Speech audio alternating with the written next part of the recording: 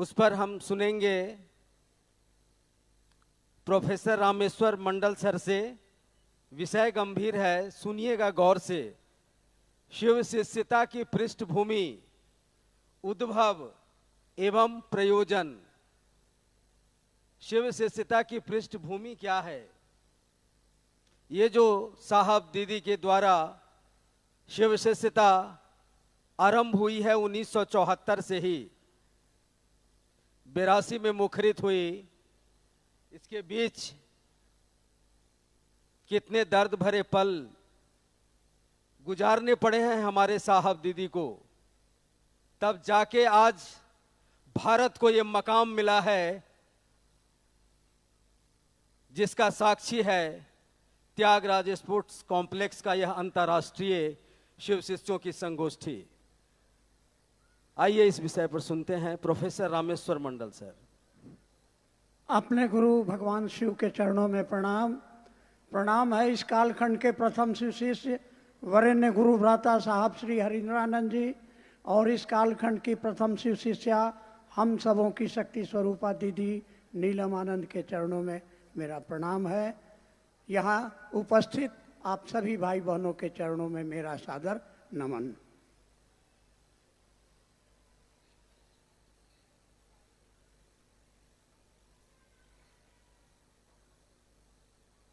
हम लोग यहाँ इकट्ठे हुए हैं जगत गुरु भगवान शिव के गुरु स्वरूप और उनकी शिष्यता के संबंध में बातचीत करने के लिए। जब हम पलट कर देखते हैं 10,000 साल पहले के हड़प्पा और मोहनजोदड़ो के ध्वंसावशेष, जिसको इतिहासकार कहते हैं कि विश्व की 7 सभ्यताएं विलुप्त हो गईं, उनमें हड़प्पा मोहनजोदड़ो सिंधु घाटी की सभ्यता भी एक थी। तो उसके अवशेषों से प्राप्त होता है कि एक देवता पूजा जाता था जिसको पशुपति कहा गया। उस समय जो पूजा की पद्धति थी वो पूजा थी। पूजा यानी प्यार, प्यार यानी समर्पण। यही पूजा की पद्धति धीरे धीरे आगे बढ़ती गई। समय बढ़ता गया, वेद आए, कर्मकांड आया, और कर्मकांड से उब करके ऋषियों ने उपनिषदों में आकर के खंडन किया कि कर्मकांड वो पुरानी टूटी फूटी नाव है जिस पर चढ़ के आप डूब जाएंगे। तो आया ज्ञान कांड, ज्ञान की चर्चा चली। इसके बाद में आया भक्ति। ये जो प्राचीनतम काल से चली आ रही भक्ति की धारा है, इसी को आगम कहा गया। और इस आगम और निगम, शिव के द्वारा जो उपदेश दिया गया भगवती को, भगवती ने प्रश्न किया तंत्र क्या है? महादेव ने उत्तर दिया कि हे शिवा, हे भगवती, तंत्र कुछ नहीं, प्यार और समर्पण है। शिव के द्वारा जो उपदिष्ट ज्ञान हुआ आगम कहलाया, और भगवती के द्वारा जो ज्ञान दिया गया निगम कहलाया। तो जहाँ एक और कर्मकांड और ज्ञान कांड की धारा भारतवर्ष में बहती रही, और नतीजा आया 4 वेद, 108 उपनिषद, 18 पुराण, महाभारत, रामायण, वाल्मीकि रामायण, रामचरितमानस और अन्य ग्रंथ। इन ग्रंथों में हमको एक बात मिलती है सामान्य रूप से। आगम शास्त्र ने कहा कि शिव गुरु हैं, आदि गुरु हैं, गुरुओं के गुरु हैं, जगत के गुरु हैं। उनके बहुत सारे रूपों की चर्चा हुई, लेकिन जो सबसे सुंदरतम स्वरूप उनका था ज्ञानदाता स्वरूप, जिसको कहा गया सदाशिव, दक्षिणामूर्ति और पंचानन। हमारे साहब श्री हरिंद्रानंद जी ने, कि मैं उनका शिक्षक रहा, प्रोफेसर रहा, वो मेरे विद्यार्थी रहे। कुछ ऐसा संजोग आया कि 1966 में वो मेरे विद्यार्थी बने, मैं उनका प्रोफेसर। लेकिन अध्यात्म की दुनिया में वो मुझको पकड़ करके ले जाते थे एक रात श्मशान, दूसरी रात कब्रिस्तान, और हम लोग साधना किया करते थे और ये सिलसिला चलता रहा। साहब श्री हरिंद्रानंद जी की एक ही तलाश थी चमत्कार सीखने की, और इस तलाश में वो लगातार तरह तरह के साधुओं, अवगुणों, घुमक्कड़, अपने को सदगुरु कहने वाले गुरुओं का शिष्यत्व ग्रहण किया। और 15 वर्षों की यात्रा के दौरान उन्होंने पाया कि मुझको कुछ मिला नहीं, मैं ठगा गया। क्या तलाश है ये भी पता नहीं है, लेकिन जो मिल रहा है वो मेरे मन के लायक नहीं है, ये खूबसूरती ये अच्छी तरह से पता था। और तब 1974 की एक आधी रात पटना के निकट स्थित आरा के बगल में बहती हुई गंगा, गांगी श्मशान में बैठे हुए अकेले रात के 2 बजे मन में विचारों का बवंडर, क्या खोया क्या पाया। अचानक एक ख्याल उनके मन में आता है कि सारे शरीरधारी गुरु कहते हैं कि गुरु भगवान होता है, और तब उनको याद आता है श्लोक, गुरुर् ब्रह्मा गुरुर् विष्णु गुरुर्देवो महेश्वर गुरु साक्षात परब्रह्म तस्मै श्री गुरुवे नमः। और याद आता है कि पिताजी माँ को कहा करते हैं कि भारतवर्ष के अध्यात्म में शिव को ईश्वर कहा जाता है, आत्मा कहा जाता है, परमात्मा कहा जाता है। तो उन्होंने कहा, लिखा भी है और मुझसे भी कहा कि मैं नहीं जानता था उस समय में कि यह शिव ही गुरु है, शिव ही आदि गुरु है, शिव ही जगत गुरु है। मैंने तो उनको भगवान समझ के गुरु माना था। और क्यों माना था? चमत्कार सीखने के लिए। क्या चमत्कार? तो हम लोग श्मशान में, कब्रिस्तान में बैठ के साधना के बाद रात के 3 बजे बैठे हैं, तो सोचा करते थे कि सिद्धि होगी, लोग आएंगे हमारे सामने में जलता रहेगा, लोग आएंगे, बाबा बहुत तकलीफ में है, उठाएंगे भावुत, कहेंगे जा बच्चा तेरा भला होगा। मात्र ये चमत्कार सीखने की लालसा थी। और उन्होंने शिव को गुरु माना था। और जो जिंदगी के 15 ऐसे दर्द भरे जीवन को जिया था जहां धोखा मिला था, फरेब मिला था, तो उन्होंने मन ही मन कहा कि हे महादेव सुनिए, आपको गुरु तो मैंने मान लिया है, लेकिन मैं बहुत धोखा खाया हुआ आदमी हूं, अब और मैं धोखा खाना नहीं चाहता हूं। अब लो न सानी अब लो न सही हूं, अब मैं धोखा नहीं खाना चाहता हूं। इसलिए मेरी 3 शर्त। नंबर 1, आसमान से उतरोगे उस रूप में जो तस्वीरों में दिखते हो, गुरु नहीं मानूंगा। क्योंकि मैंने देखा है श्मशान के अंधेरी रातों में आसमान से उतरते हुए, और बाद में पता चलता था कि ये प्रेत हैं, ये लोग शिव का रूप धारण करके आते हैं। दूसरी शर्त, आदमी बन करके आओगे, कहोगे कि मैं ही महादेव हूं, मैं आपको गुरु नहीं मानूंगा, खुश रहिए चाहे नाराज रहिए। रावण साधु बन करके आया, सीता मैया को उठा के ले गया, कौन भरोसा है असली कौन नकली कौन। इसलिए तीसरी शर्त, अब आपको गुरु माना, सीखेंगे तो तुम ही से सीखेंगे। उन्होंने शिष्यानुभूति में लिखा, ज्ञान प्राप्ति की उत्कट अभिलाषा का अस्थायित्व शिव गुरु से ज्ञान की प्राप्ति कराता है। उनके पास कहा कि मुझ में कोई श्रद्धा नहीं थी, कोई विश्वास नहीं था, अगर था तो एक संकल्प था, एक विचार था, वह विचार था सीखेंगे तो तुम ही से सीखेंगे। अब यह सर किसी और के आगे नहीं झुकेगा। और नतीजा क्या हुआ? नीलम दीदी ने मुझको बताया था कि उन दिनों अकेले बैठ के रोते थे, साहब कहाँ जाएं, किताबें नहीं बता रही हैं कैसे शिव को अपना गुरु बनाया जाए, कोई व्यक्ति नहीं मिल रहा है जो राह दिखाता कि ऐसे करो शिव गुरु मिल जाएंगे। बैठ के रोते थे। और तब चमत्कार हुआ। ये पहली घटना। मैं फिलॉसफी का प्रोफेसर, मैंने वेद पढ़ाया, उपनिषद पढ़ाया, सारे धर्म पुस्तकों को पढ़ा और पढ़ाया, लेकिन यह अद्भुत घटना शिष्य की शर्तों पर गुरु ने काम किया। 1 साल के बाद मुजफ्फरपुर के तुर्की नामक स्थान पर अपने पिताजी के बंगले के सामने बैठे हैं शाम को, आम के पेड़ के नीचे कुर्सी पर, हाथ में चाबी का गुच्छा, और कुछ सोच रहे होंगे। अचानक लगा कि जो सांस अंदर जा रही है तो नमः गया, और जो सांस निकली तो शिवाय, और मुंह से निकल पड़ा रे रे रे रे, यह तो खोजत रहनी, और हाथ की चाबी नीचे गिरी। ये इतनी ऊंची आवाज थी कि दूर बैठी माँ आंगन से पूछ रही हैं कि का भुलाइल रहल है। 2 बार जब उन्होंने रिपीट किया तब इनका होश आया, चाबी उठाई और कहा चाबिया गिल गई है। आध्यात्मिक, और कोई कुछ नहीं, कोई आदेश, कोई निर्देश नहीं, इनके अंदर एक शक्ति आ गई। क्या? ये किसी के बारे में दुख सुनते, दुखड़ा सुनते, सोच लेते और उसका दुख दूर हो जाता।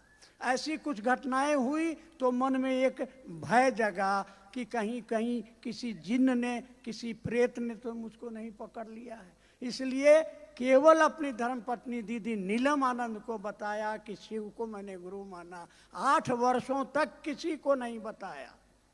8 वर्ष के बाद जब मधेपुरा मजिस्ट्रेट बन के गए तो बचपन के साथी जो श्मशान में साधना करते थे आए, पूछने पर उन लोगों ने कहा कि हम लोग अभी भी साधना श्मशान में करते हैं। साहब ने कहा रे क्या मसान साधते हो, महादेव गुरु हैं, महादेव को गुरु बनाओ। तो उत्तर मिला, हाकिम जानै छियै महादेव गुरु छथिन। इनको आश्चर्य हुआ कि जिस राज को मैंने सीने में दबा के रखा था इनको कैसे मालूम हुआ। पूछने पर कहा कि तो किताबों में लिखा है, लाइब्रेरी से लाला के किताबें रखी। कुछ और घटनाएं घटी। एक ने चैलेंज कर दिया कि चलिए मंदिर में प्रसाद चढ़ाइए, अगर महादेव प्रसाद खा लेंगे तो हम आपकी बात मानेंगे। और वो गए, 50 रसगुल्ले लेकर के गए थाल में। वो हम लोग गए थे, बरखा दी और अनुभव नीनू सब लोग गए थे। वो पंडा जी अभी जीवित हैं, उन्होंने गिन के रखा मिठाई को और साहब लेके गए। वो वर्षों जिसने श्मशान की साधना की नहीं जानता कि ये आवाहन क्या है, क्या करने से महादेव आएंगे, प्रसाद खाएंगे। वहां जाके क्या कहा, बूढ़ो इज्जत रखी हो, धीरे से कहा, फुसफुसा के कहा और रख के बाहर आ गए। पट बंद कर दिया गया। अचानक बिजली गुल हो गई। कुछ देर के बाद बस पट खुला, बिजली भी आ गई। पंडा जी ने उठाने गए, देखा थाल जो रखी थी पूरा पश्चिम चली गई थी। और उन्होंने देखा कि 15 रसगुल्ले गायब थे और बाकी को किसी ने ब्लेड से काट दिया था। सबको इकट्ठा करके इनको दे दिया गया। ये बैठ गए गाड़ी में, कार में बैठ गए। पंडा जी हाथ जोड़े कि हमको भी प्रसाद। बहुत आग्रह निग्रह। साहब ने कहा आप लोग को बताते हैं कि महादेव पर चढ़ा हुआ प्रसाद नहीं खाना चाहिए, दरिद्र हो जाओगे।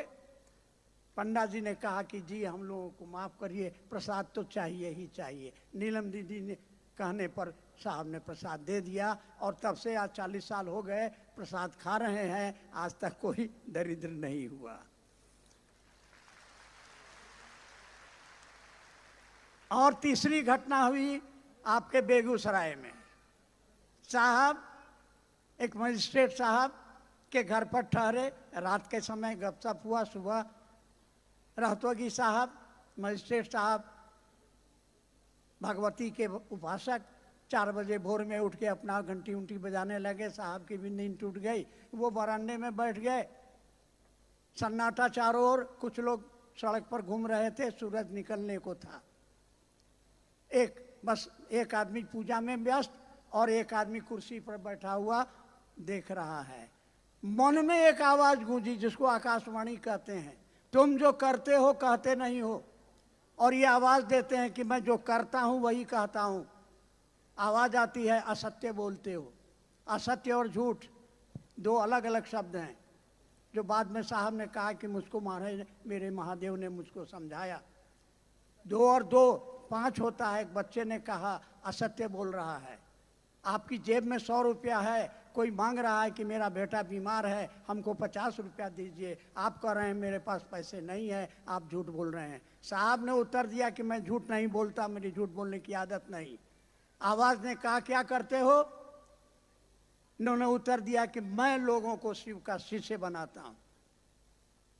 करने के लिए क्या कहते हो? आवाज ने पूछा और साहब चुप हो गए। समझ में आ गया, क्योंकि उन दिनों समझाते थे पलथी मारो, ध्यान करो, सहस्रार चक्र पर महादेव को नमः शिवाय से प्रणाम करो। चुप लगा गए। आवाज ने कहा जो करते हो वही करने को कहो। तब इन्होंने कहा क्या महादेव को प्रचार की जरूरत है? और इसके उत्तर में एक छोटा वाक्य सुनाई दिया, जिसको सुनते ही समझ में आ गया कि ये मंत्र क्या है, ये तंत्र क्या है, ये यंत्र क्या है। रहतोगी साहब उसी समय आ गए, चाय की प्याली लिए हुए, सारा किस्सा सुन लिया और उन्होंने कहा कि अरे हम लोग क्या जानते हैं कि महादेव की बात करेंगे। और वो वाक्य साहब ने कहा मैं भूल गया, रहतोगी साहब ने कहा भूल गया। ये तीन घटनाएं हमारे सामने साहब ने तीन सूत्र बना के दे दिया। पहला सूत्र में दया मांगना, दूसरे सूत्र में चर्चा करना और तीसरे सूत्र में अपने गुरु को प्रणाम करना। ये नमः शिवाय मिला था 75 में, तुर्की में मिला था, और दया मांगा था उन्होंने 82 में।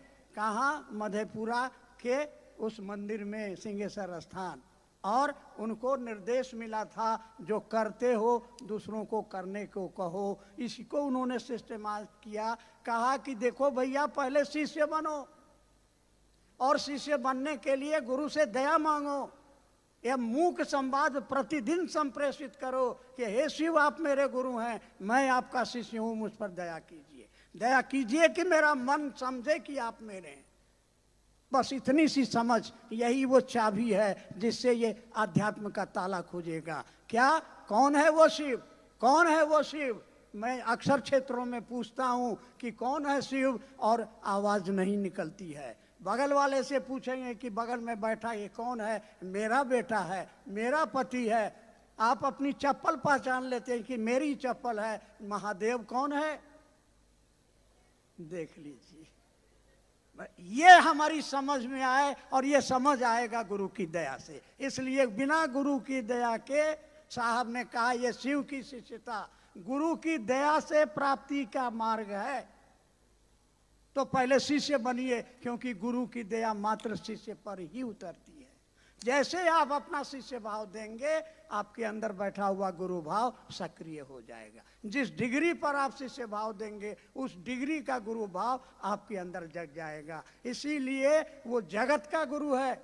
साहब श्री ने आध्यात्म की दुनिया में कुछ परिवर्तन किया। आज तक हमारे आध्यात्म की दुनिया में था कि मोक्ष मूलम गुरु कृपा। साहब ने कहा कि मोक्ष की प्राप्ति, भोग और मोक्ष तो कोई सदगुरु मात्र अपनी दया से आपको दे देगा। कृपा का माने करो तब पाओ, यहाँ करना नहीं है। दया पाने की स्थिति में जाना है, और दया मिलेगी, गुरु की दया मिलती है। शिष्य बनिए, और शिष्य बनने के लिए अस्थाई शिष्य भाव कैसे पैदा होगा, इसके लिए उन्होंने साइकोलॉजिकल प्रोसेस दिया। ये तीन काम करना है। हम लोग बोलते हैं, मंच से भाषण देते हैं, साहब ने तीन सूत्र दिया है, चर्चा दया नमन, चर्चा दया नमन। साहब ने साफ साफ शिष्यानुभूति में लिखा ये तीनों काम करना है। Do it, do it, do it. जब तक आप करेंगे नहीं, वो परिणाम नहीं मिलेगा जो आपको मिलेगा। क्या मिलेगा? गुरु ज्ञान देते हैं। ज्ञान माने क्या? मैं फिलॉसफी का professor, dean faculty of humanities 3 साल रहा, समझते थे। साहब ने समझाया कि ज्ञान, गुरु ज्ञान देता है। ज्ञान माने समझ। क्या समझ देता है? रहना नहीं देश वीराना। ये समझ आ जाए तो ये हड़हड़, ये कचकच, ये लड़ाइयाँ, ये झगड़े सब खत्म हो जाएंगे। ये समझ गुरु देता है। क्या समझ देता है? बस 2 मिनट और लेंगे। एक बार मैं कहीं से आया, 2 गुरु भाई साहब के पास बैठे थे। साहब ने कहा कि सर अब बूढ़े हो गए हैं, बुढ़ापा में आपको देखभाल कौन करेगा? पत्नी करेगी, बच्चे करेंगे, या महादेव करेंगे? हमने इसको हंस से समझा, हमने इसको बहुत हल्के में लिया। हम कहा पत्नी है, बेटा बेटी है, देखेगा। बहुत नाराज हुए। खाना नहीं खाया उस दिन उन्होंने। हमको जितना डांटे होंगे हम शब्द में। और इसके 6 दिन के बाद मेरा शुगर बढ़ के 500 हो गया। कहा कि जाइए आप घर जाइए, पत्नी देखेगी। और जब घर चले गए तो फिर फोन करके कहे कि जाइए भागलपुर हॉस्पिटलाइज हो जाइए। हॉस्पिटलाइज होने के लिए बेटा लोगों को कहा, कोई तैयार नहीं हुआ, किसी को फुर्सत नहीं मिल रही थी, छुट्टी नहीं मिल रही थी। तो एक गुरु भाई को पकड़ा, हॉस्पिटल में थे, फिर फोन गया, कहाँ है? हमने कहा हॉस्पिटल में। पत्नी है? हमने कहा जी ना। तो आपने कहा था कि पत्नी देखेगी, हम कहा जी गलती हो गई। बेटा है? हम कहा जी बेटवा भी नहीं आया है। तो आप बोले थे बेटा देखेगा, हम कहा जी गलती हो गई। तब बोले कि कौन है आपके साथ? हम कहा गुरु भाई लोग हैं। मैं गौतम को भेज रहा हूँ। गौतम मेरा बेटा है, गौतम को भेज रहा हूँ, मत समझिएगा कि आपका बेटा है, मैं शिव शिष्य को भेज रहा हूँ। और जब गौतम भागलपुर आए, मैंने उनको प्रणाम किया।